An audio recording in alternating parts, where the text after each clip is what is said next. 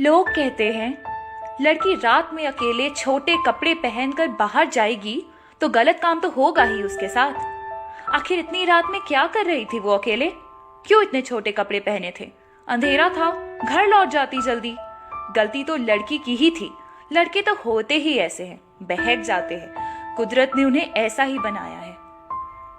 चलो एक पल के लिए मान लेती हूँ मैं आपकी ये बात कि शायद लड़की बाहर ना जाती तो ऐसा कुछ ना होता, पर बदले में आपसे कुछ जवाब चाहती हूँ। उस बच्ची का क्या जिसके साथ रेप उसी लड़की ने किया जिसने कलाई पर बंधे धागे की कसम खाकर ये बोला था कि बहन मैं तेरी रक्षा करूंगा।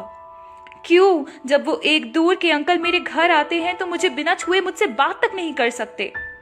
क्यों जब माँ ने बेटी से कहा जा आज दादा दादी के पास सो जा तो वो दादा ये भूल गया कि उसकी पत्नी कौन है और पोती कौन? क्यों उस एक लड़की की सांसें रुक सी जाती हैं जब माँ पिता के साथ उसे घर अकेला छोड़ जाती है? क्यों शादी के बाद एक हस्बैंड अपनी वाइफ की बॉडी को अपनी प्रॉपर्टी समझ लेता है? आखिर क्यों लड़कियों से कहा जाता है बेटा आज वो मामा आ रहे हैं, आज तू शॉर्ट्स मत पहनना?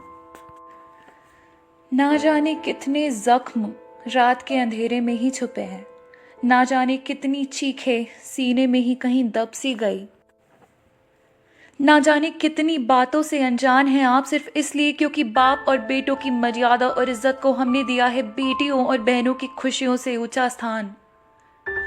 घरों की इन चार दीवारों ने वो देखा है जिसकी ना हम न्यूज़ सुनते हैं, ना जिसके बारे में हम खुलकर कभी बात करना चाहते हैं। पर किसी राज को छुपाने से सच्चाई बदलती नहीं।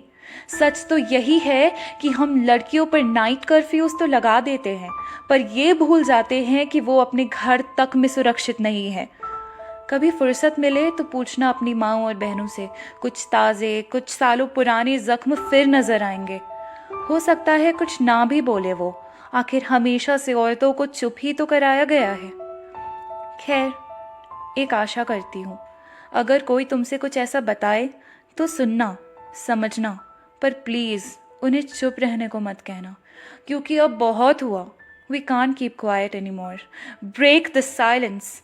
Protect women from sexual assaults in their own homes.